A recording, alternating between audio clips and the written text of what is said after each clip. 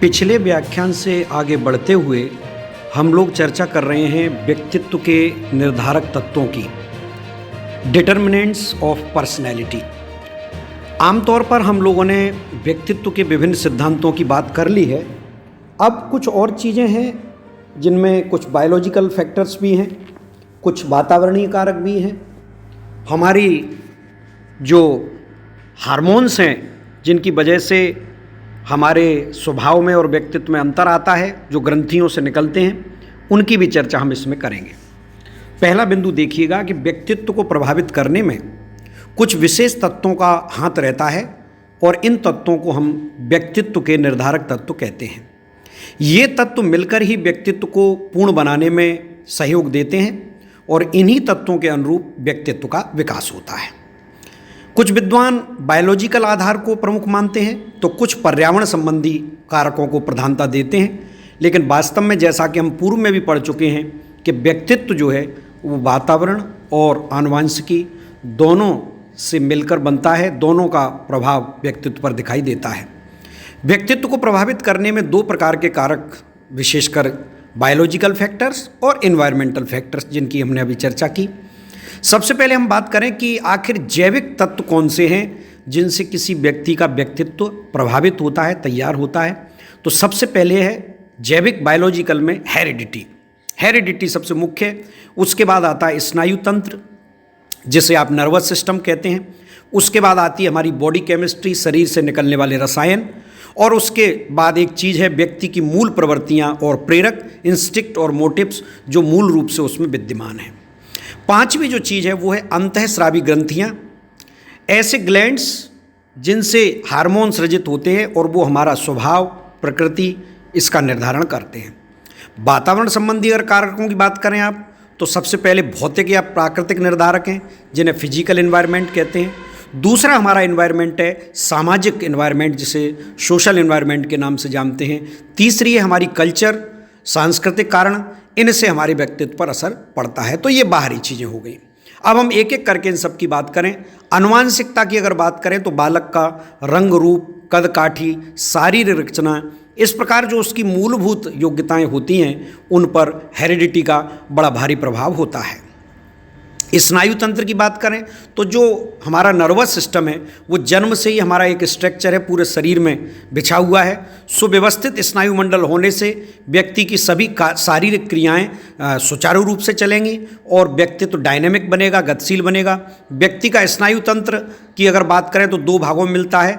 एक केंद्रीय स्नायु तंत्र, ये जन्म से प्राप्त होने वाला आनुवांशिकता का परिणाम है, माता पिता के गुणसूत्र से ये प्रभावित है। केंद्रीय स्नायु तंत्र से हमारी संज्ञान संबंधी योग्यताएं, हमारा दिमाग, निर्णय लेने की क्षमता, ये सब क्रियाएं और कुशलताएं प्राप्त होती हैं। इसका संबंध मस्तिष्क और नाड़ियों से होता है। तो ये सबसे प्रमुख होता है हमारा नर्वस सिस्टम। ये नहीं होगा तो हमारी मनोगत्यात्मक क्रियाएं भी अच्छे से नहीं चलेंगी। स्वचलित स्नायु तंत्र व्यक्ति की विभिन्न शारीरिक एवं गामक क्रियाओं पर इसका नियंत्रण होता है। यह तंत्र भी जन्म से ही प्राप्त होता है। संवेगात्मक विकास भी इससे संबंधित होता है। जब वाणी दोष होते हैं, तुतलाना, हकलाना, श्रवण दोष, दृष्टि दोष, तो वो भी इसी तंत्र की विफलता के कारण होते हैं। बॉडी केमिस्ट्री की हमने बात करी। शरीर रसायन, व्यक्ति के शरीर रसायन में आते हैं रक्त की मात्रा किस तरह की है, लाल कणिकाएं कितनी हैं, श्वेत रक्त कणिकाएं कितनी हैं, पित्त कितना निकलता है, पाचन द्रव्य किस तरह से, पाचन क्रिया कैसी रहती है, अपशिष्ट पदार्थों का शरीर से निष्कासन किस प्रकार का है, श्वसन क्रिया कैसी है, रक्त का संचरण कैसा है, पाचन तंत्र से क्या क्या, इन सब का प्रभाव व्यक्तित्व पर पड़ता है। क्योंकि इन रासायनिक द्रव्य और शरीर तंत्र की क्रियाओं में अगर असंतुलन हो जाए, वात, पित्त और कफ प्रकृति बिगड़ जाए, तो हमारा स्वभाव, चिड़चिड़ापन, बुखार, कफ बढ़ जाना, इन सारी चीज़ों से हमारा व्यक्तित्व प्रभावित होगा। अगर रक्त की बहुलता है, रक्त हमारा बहुत अच्छा है, तो व्यक्ति आशावादी होगा, क्रियाशील होगा, सचेतन होगा, ऊर्जामय होगा। पित्त अधिक है तो व्यक्ति में चिड़चिड़ापन होगा, कफ अधिक है तो वो शांत और निस्तेज हो जाएगा। मूल प्रवृत्तियाँ और प्रेरक की बात करें तो इंस्टिक्ट और मोटिव्स जो हैं, बालक की मूल प्रवृत्तियाँ और जैव की आवश्यकताएं ये जन्म से ही प्राप्त होती हैं। व्यक्तित्व का जो मनोविश्लेषणवादी और मानवतावादी सिद्धांत हैं उनसे स्पष्ट है कि व्यक्ति के व्यक्तित्व निर्माण में मूल प्रवृत्तियां और जैव की आवश्यकताओं की बड़ी भारी भूमिका रहती है। मूल प्रवृत्तियां वे मनोशारीरिक जन्मजात अवस्थाएं हैं जो व्यक्ति को किसी वस्तु या निश्चित वर्ग के प्रति प्रत्यक्षीकरण या अवधान निर्धारित करती हैं। पर जो परसेप्शन और अटेंशन है व्यक्ति का वो मूल प्रवृत्ति के कारण ही होगा। सांवेगिक उद्वेग यानी इमोशनल जो बढ़ावा मिलता है मन को वो भी हमारी मूल प्रवृत्तियों के कारण ही मिलता है। इसी वजह से व्यक्ति प्रतिक्रिया भी उसी तरह ही करता है जैसी उसकी प्रवृत्ति होगी। तो मूल प्रवृत्तियां व्यक्ति की अनुक्रियाएं करवाने में मदद करता है। रिएक्शंस कैसे होंगे, रिस्पॉन्स कैसा करेगा, इससे संबंधित होती हैं।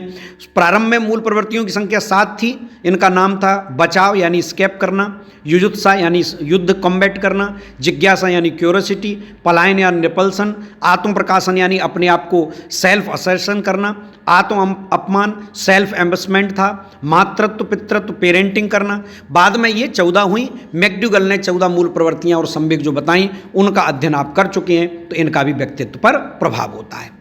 अब बड़ा महत्वपूर्ण टॉपिक है, हमारे शरीर में कौन कौन सी अंतरस्रावी ग्रंथियां हैं जिनसे हमारा व्यक्तित्व प्रभावित होता है, उनकी चर्चा हम करेंगे।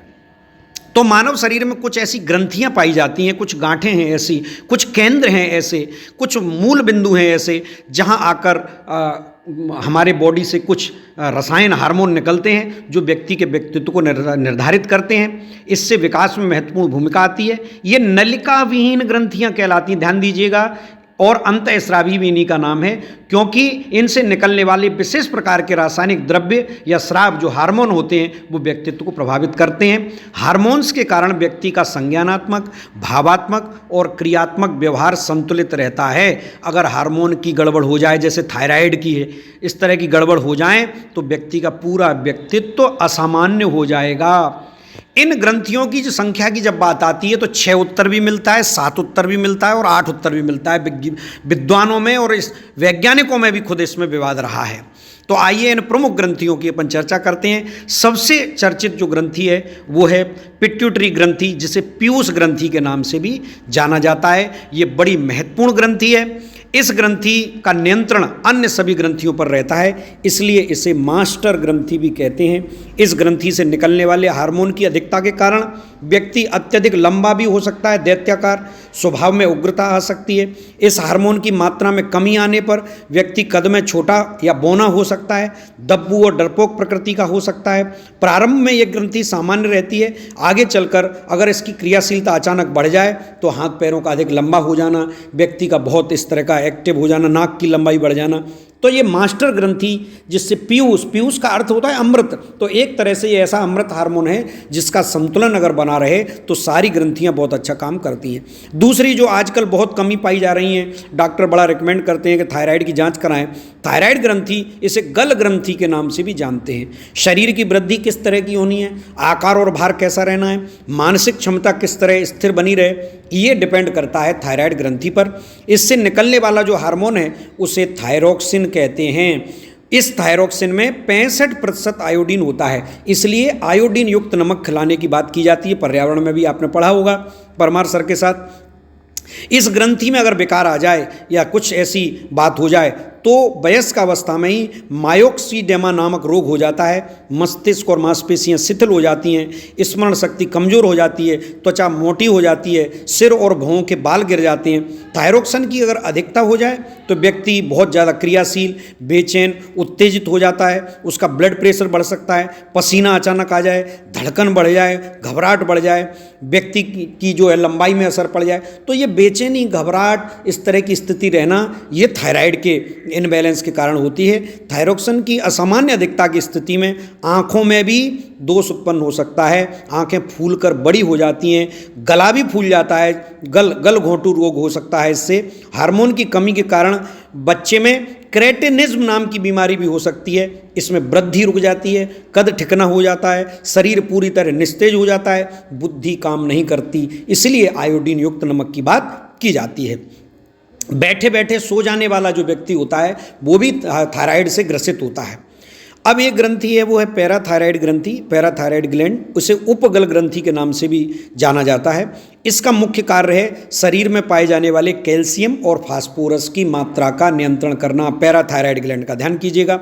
इस ग्रंथि से निकलने वाला पैराथायरॉयड हार्मोन होता है जो शरीर की हड्डियों और दांतों को शक्तिशाली बनाए रखता है। अगर इस हार्मोन में कमी आ जाए तो टिटेनी नाम का रोग हो जाता है। व्यक्ति को दौरे आने लगते हैं, मांसपेशियां इठ जाती हैं, उनमें पीड़ा और कंपन होने लगता है, अस्थियों में विकार आ जाता है, दांत शीघ्र झरने लगते हैं, टूटने लगते हैं और मानसिक असंतुलन भी पैदा हो सकता है। व्यक्ति शांत, बहुत मंद और डल हो जाएगा। एड्रिनल ग्लैंड बड़ी चर्चित ग्रंथि है, अधिवृक्क ग्रंथि के नाम से जानी जाती है। ये हमारे संवेगों पर नियंत्रण रखती है। एड्रिनल नाम का हार्मोन इससे निकलता है। इसकी मात्रा अधिक होने पर स्त्रियों में पुरुष जैसे गुण आ सकते हैं, जैसे आवाज़ में भारीपन आ जाना, है ना, हल्की हल्की मूछें जैसी और बाल चेहरे पे दिखाई देना, और पुरुषों में स्त्रियों जैसे लक्षण आने लगेंगे। एड्रिनल हार्मोन की कमी या अभाव के कारण व्यक्ति में थकान आ जाएगी, रंग काला पड़ जाएगा, प्रतिरोधक शक्ति घट जाएगी, चिड़चिड़ापन आ जाएगा, असहयोग की भावना आ जाएगी। तो इस प्रकार से अगर इस हार्मोन की बहुत कमी आ जाए तो एडिशन नाम का रोग हो जाता है। इस ग्रंथि से निकलने वाले कॉर्टिन हार्मोन का ज़्यादा स्राव हो जाए तो स्त्री पुरुष जैसी दिखाई देने लगती है, वैसे गुण आ जाते हैं। और बाल्यावस्था में इस हार्मोन की अधिकता हो जाए तो जल्दी वयस्कता के गुण आ जाते हैं, जल्दी मैच्योरेशन हो जाता है। यौन ग्रंथि, स्त्रियों में यौन ग्रंथि के रूप में ओवरीज नाम होता है और पुरुषों में यौन ग्रंथि के रूप में टेस्टीज का नाम होता है। इन दोनों को अलग अलग गिनने से ही ग्रंथियों की जो संख्या है वो बदल जाती है। तो वैसे तो वो यौन ग्रंथि है, लेकिन स्त्रियों में ओवरीज कहलाएगी और पुरुषों में टेस्टीज कहलाएगी। ये ग्रंथियां बाल्यावस्था तक सुप्तावस्था में रहती हैं। इनके क्रियाशील होने पर किशोरावस्था प्रारंभ होती है। इनकी सक्रिय अवस्था में प्रोगेस्टेंस, एड्रेसेंस तथा एस्ट्रोजेंस नामक हार्मोन निकलते हैं। इन्हीं की सक्रियता के कारण स्त्री स्त्री है, पुरुष पुरुष है, और क्रियाशील होने पर और व्यक्ति जो है अपनी वयस्कावस्था को प्राप्त करता है और उसकी जो यौन परिपक्वता है वो आती है उसके अंदर। थाइमस ग्लैंड की बात करें, थाइमस ग्रंथि, इसकी प्रभावशीलता का अब तक ठीक आकलन वैज्ञानिक नहीं कर सके। वैज्ञानिकों का मत है कि ये ग्रंथि बाल्यावस्था तक ही पाई जाती है। यौन ग्रंथि और उससे निकलने वाले हार्मोन पर यह नियंत्रण रखती है। किशोरावस्था आने से पूर्व ये यौन ग्रंथियों को सुप्तावस्था में बनाए रखने की कोशिश करती है। इसका व्यक्तित्व पर थोड़ा ही प्रभाव पड़ता है, लेकिन लैंगिक परिपक्वता पर जो है इसके मैच्योरेशन पर प्रभाव इसका भी पड़ता है। पैंक्रियाटिक ग्रंथि अग्नाशय ग्रंथि है, शरीर और रक्त में ग्लूकोज की मात्रा का नियंत्रण रखती है। इसीलिए ध्यान करें, इससे जो इंसुलिन निकलता है वो हमारी ऊर्जा को सही ढंग से व्यवस्थित रखता है। अगर इसकी कमी हो जाए इंसुलिन हार्मोन की तो डायबिटीज हो जाएगी, मधुमेह हो जाएगा, व्यक्ति में थकान आ जाएगी, रुचि का अभाव हो जाएगा, बहुत सारे विकार उत्पन्न हो जाएंगे और शारीरिक मानसिक क्षमताओं में ह्रास हो जाएगा। तो इस तरह व्यक्ति के व्यक्तित्व पर इतनी सारी चीज़ों का प्रभाव पड़ता है, जिसमें हमने पढ़ा कि किस प्रकार से आनुवंशिकी का प्रभाव पड़ता है, बायोलॉजिकल फैक्टर्स, और हमने ये देखा कि पर्यावरणीय फैक्टर्स और ग्लैंड्स, इन 3 प्रमुख चीज़ों का अध्ययन किया। कुल मिलाकर व्यक्तित्व टॉपिक से कुछ टिप्पणियां भी बनती हैं। आइए उन बिंदुओं पर गौर करते हैं। नंबर 1, फ्राइड ने व्यक्तित्व की व्याख्या करते समय चेतन, अर्धचेतन, अचेतन मन की व्याख्या की और इद, ईगो और सुपर ईगो, ये 3 हिस्से किए। लैंगिक ऊर्जा की बात की उन्होंने, व्यक्ति के अचेतन पक्ष में निहित होती है। अहम व्यक्ति का चेतन मन है जो वास्तविक जगत के संपर्क में रहता है, होश में रखता है व्यक्ति को, अहम। और परा अहम व्यक्ति का नैतिक पक्ष है जो इदम और अहम पर नियंत्रण रखता है। स्वप्न विश्लेषण किसने किया? फ्राइड ने किया। मार्गन एवं मुर्रे ने व्यक्तित्व की व्याख्या करने में व्यक्ति की आवश्यकताओं के संदर्भ में 36 आवश्यकताओं का उल्लेख किया। ध्यान कीजिएगा, 36 पोस्टुलेट्स का अध्ययन किया मुर्रे ने और व्यक्तित्व का परीक्षण करने की कोशिश की। चित्रबोध परीक्षण, थैमेटिक एपरसेप्शन टेस्ट, TAT नाम से मार्गन मुर्रे का टेस्ट जाना जाता है। मैस्लो ने व्यक्तित्व की व्याख्या आवश्यकताओं के आधार पर की, जिसे आप पढ़ के आए हैं। ये एक मानवतावादी दार्शनिक हैं। व्यक्ति की मांगों को 5 वर्गों में बांटा: दैहिक या शारीरिक मांग, सुरक्षा की मांग, सामाजिक मांग, स्वसम्मान की मांग और आत्मसिद्धि की आवश्यकता। कार्ल रोजर्स ने व्यक्तित्व की व्याख्या सेल्फ के आधार पर की। व्यक्तित्व के 3 पक्ष बताए उन्होंने, प्राणी, सेल्फ और वास्तविकरण की प्रवृत्ति। रोजर्स ने अपने सिद्धांत में सेल्फ कंसेप्ट या आत्म प्रत्यय की अनुभूतियों की भी बात की। व्यक्तित्व का जो आध्यात्मिक सिद्धांत है वो भारतीय चिंतकों की देन है। इनके मतानुसार व्यक्ति में जब आत्मबोध हो जाए, आत्मज्ञान हो जाए, तो ज्ञान योग, भक्ति और कर्म योग से वो अपने व्यक्तित्व का विकास कर सकता है। इसके समर्थक टैगोर, अरविंद, महात्मा गांधी, विवेकानंद ये मिलते हैं, अम्बेडकर जी। भारतीय मनीषियों के अनुसार व्यक्तित्व का समग्र विकास योग और ध्यान के द्वारा किया जा सकता है। अधिगम शैली के आधार पर भी व्यक्तित्व के प्रकार होते हैं। कैसे? जैसे कुछ बच्चे ऐसे होते हैं जो फील्ड इंडिपेंडेंट, क्षेत्र स्वतंत्र लर्निंग स्टाइल वाले होते हैं, जो समग्र परिस्थिति से सूचना ग्रहण करके स्वतंत्र होकर अध्ययन करना पसंद करते हैं। दूसरे जो विद्यार्थी होते हैं वे क्षेत्र परतंत्र या फील्ड डिपेंडेंट लर्निंग स्टाइल वाले होते हैं, जो परिस्थिति से ही अंश को अलग नहीं कर पाते और समूह में रहकर ही अध्ययन कर पाते हैं, वो डिपेंड कहलाते हैं। उपलब्धि प्रेरणा की आप बात करें तो अचीवमेंट मोटिवेशन के आधार पर हम 3 प्रकार के व्यक्तित्व से युक्त बच्चे पाते हैं। उच्च उपलब्धि प्रेरणा जिनके अंदर है उनको हाई अचीवर, बहुत तेज तर्रार, अच्छे प्रतिभाशाली बच्चे कहा जाता है। सामान्य उपलब्धि प्रेरणा वाले यानी औसत एवरेज लर्नर कहे जाते हैं। और निम्न उपलब्धि प्रेरणा जिनके अंदर है वो लो अचीवर कहलाते हैं। विद्यार्थी को लो अचीवर से और हाई अचीवर तक ले जाना ही अध्यापक का मुख्य कार्य है। सजेस्टिव, सुझाव ग्रहणशीलता के आधार पर व्यक्तित्व के 2 प्रकार माने गए हैं, बहुत चर्चित हैं। अनुमोदक, अनुमोदक कौन होते हैं? कन्फर्मिस्ट, जो अन्य लोगों से प्रभावित हो जाएं, बातों में आ जाएं, उन्हें अनुमोदक कहते हैं। अनुमोदक, जो अनुमोदन विहीन होते हैं, वो तर्क की कसौटी पर बात को कसते हैं, किसी की बातों में सहज नहीं आते, ये नॉन कन्फर्मिस्ट होते हैं। एक वयस्क व्यक्ति में व्यक्तित्व की दृष्टि से 2 आयामी 16 गुण पाए जाते हैं, ये कैटल 16 के नाम से जाना जाता है। व्यक्तित्व में वंशानुक्रम और वातावरण दोनों का प्रभाव होता है, यह आप पढ़ चुके हैं। व्यक्तित्व का विश्लेषण करने में फ्राइड के मनोविश्लेषणवाद का बड़ा भारी स्थान है। इदम अहम और पराअहम का बड़ा स्थान है। व्यक्ति की व्यक्तित्व में जो संरचना है उसमें आत्मचेतना, हम कितने कॉन्शियस हैं, उसका बड़ा योगदान है। व्यक्ति जागरूक होकर अपने बारे में जो जानता है उसे आत्मचेतना के नाम से जाना जाता है। व्यक्तित्व मूल प्रवृत्तियों, आवश्यकताओं और प्रेरकों का संगठन है। ये परिभाषा किसकी है? मार्गन एवं मुरे की। व्यक्तित्व मूल प्रवृत्त्यात्मक आवश्यकताओं और प्रेरकों का संगठन है। मिला देना, केवल मूल प्रवृत्ति नहीं, आवश्यकता और प्रेरक भी जोड़ देंगे तब मार्गन मुरे की परिभाषा बनती है। अंतःस्रावी ग्रंथियों की हमने बात की, ये जैविक कारक हैं, फिजियोलॉजिकल फैक्टर हैं जो व्यक्तित्व को प्रभावित करते हैं। परंपराओं से भी व्यक्तित्व प्रभावित होता है और परंपरा, संस्कृति, कल्चरल फैक्टर, इनसे हमेशा व्यक्ति प्रभावित होगा। युंग ने व्यक्तित्व का वर्गीकरण अंतर्मुखी, बहिर्मुखी और उभयमुखी में किया। युंग ने व्यक्तित्व का वर्गीकरण सामाजिकता और मनोवैज्ञानिकता के आधार पर किया। G.W. आल्पोर्ट, आइजेनिक, कैटल ये गुण सिद्धांतवादी यानी ट्रेड थ्योरिस्ट हैं। Very very important. निम्न में से कौन है जिन्होंने ट्रेड थ्योरी की बात की है? आल्पोर्ट ने भी की है, आइजेनिक ने भी की है, कैटल ने भी की है। व्यक्तित्व का वर्गीकरण एंडोमार्फिक, मेसोमार्फिक, एक्टोमार्फिक। मार्फिक लगे तो क्या हो गया? सेल्डन हो गया। मार्फिक लग जाए तो सेल्डन है, ध्यान दीजिएगा। व्यक्तित्व का सिद्धांतवादी, धार्मिक, सौंदर्यात्मक, अर्थवादी, राजनीतिक, इनके रूप में वर्गीकरण स्प्रेंगर ने किया है, ध्यान दीजिएगा। सामाजिक आधारों पर जो वर्गीकरण किया है वो स्प्रेंगर ने किया है। व्यक्ति अधिक सैद्धांतिक होगा, एकाकी, संवेदनशील, कम प्रतिक्रिया देने वाला होगा, वो अंतर्मुखी कहलाएगा। जो यथार्थवादी होगा, व्यावहारिक होगा, आशावादी होगा, लोगों से मिलेगा, वो बहिर्मुखी कहलाएगा। वह व्यक्ति जो अपनी सफलता असफलताओं का केंद्र बिंदु ईश्वर और भाग्य को मानेगा, वो बाह्य सामाजिक नियंत्रण केंद्र बिंदु वाला होगा। और जो अपने कर्म पर विश्वास रखेगा वो आत्म नियंत्रण केंद्र बिंदु वाला कहलाएगा। एक व्यक्ति जो अपनी सफलताओं और असफलताओं का प्रमुख कारण स्वयं को मानेगा, वो सामाजिक नियंत्रण का फोकस ऑफ कंट्रोल उसका आंतरिक होगा, इसलिए वह स्व को प्रधानता देगा। 23वां बिंदु देखें, फ्राइड ने कहा कि व्यक्तित्व संरचना सिद्धांत के अंतर्गत व्यक्तित्व का नैतिक पक्ष कौन सा होता है? तो ध्यान में आ जाएगा आपको, सुपर ईगो, परम अहम जो है वो नैतिक अक्ष होता है। कठोर अनुशासन में पल्लवित पोषित होने वाले बच्चे के व्यक्तित्व में क्रोध और विद्रोह दृष्टिगोचर हो सकते हैं, इसलिए बच्चे को बड़ी आत्मीयता के साथ शिक्षा देने, अधिगम प्रक्रिया और लालन पालन की आवश्यकता है। धैर्यशीलता, प्रजातांत्रिक दृष्टिकोण, हास्य और विनोद की प्रवृत्ति, ये व्यक्तित्व के पॉजिटिव गुण माने जाते हैं। व्यक्तित्व का शारीरिक गठन कहाँ से आता है? आनुवांशिकी से आता है। व्यक्तित्व के विकास में वंशानुक्रम कौन सा तत्व है? आधारभूत तत्व है। ग्रंथियों का व्यक्तित्व से कैसा संबंध है? सघन संबंध है। सबसे सक्रियता अन्य ग्रंथियों पर प्रभाव डालने वाली कौन होती है? पीयूष ग्रंथि होती है। गल ग्रंथि या थायराइड ग्लैंड से क्या होता है? अत्यधिक क्रियाशीलता से व्यक्ति बेचैन, अस्थिर और क्रियाशील ज़्यादा हो सकता है। व्यक्तित्व के संबंध में सामान्य और विशिष्ट गुण संबंधी सिद्धांत किसने दिया? आलपोर्ट ने दिया। व्यक्तित्व में स्रोत गुण और सतही गुण का सिद्धांत किसने दिया? आरबी कैटल ने दिया।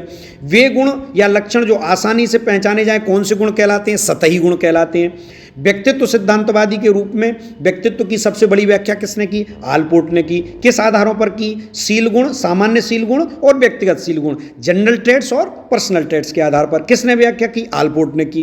कैटल ने व्यक्तित्व संबंधी लक्षणों या गुणों को कितने वर्गों में बांटा? सामान्य गुण, अनोखे गुण, सतही गुण और स्रोत गुण। स्वयं को अन्यंत्र देखना क्या कहलाता है? प्रक्षेपण तकनीक कहलाती है। व्यक्तित्व का मुखौटा सिद्धांत जो दिया गया है उसमें पर्सोना किस भाषा का शब्द है? लैटिन भाषा का शब्द है। व्यक्तित्व गुण से क्या अभिप्राय है? व्यक्ति द्वारा व्यवहार करने का तरीका, व्यवहार का विशिष्ट गुण, व्यक्ति तथा निरीक्षणकर्ता के बीच संबंध को ही हम व्यक्तित्व गुण कहते हैं। व्यक्तित्व में कौन कौन से गुण संबंधित हैं? अनुमापनीयता, मापा जा सकता है। लचीलापन, जिसमें फ्लेक्सिबिलिटी हो, ऐसा व्यक्तित्व। और सार्वभौमिकता, यूनिवर्सल हो, ऐसे जिसको नाम दे सकें हम। ये व्यक्तित्व के 3 प्रमुख गुण होते हैं। व्यक्तित्व के अध्ययन के संबंध में सिगमंड फ्राइड ने किस चीज़ का विश्लेषण किया? ड्रीम एनालिसिस किया। अगले लेक्चर में हम लोग चर्चा कर रहे हैं व्यक्तित्व का मापन और इसके मापन की प्रविधियां कौन कौन सी हैं, इस पर हम चर्चा करेंगे।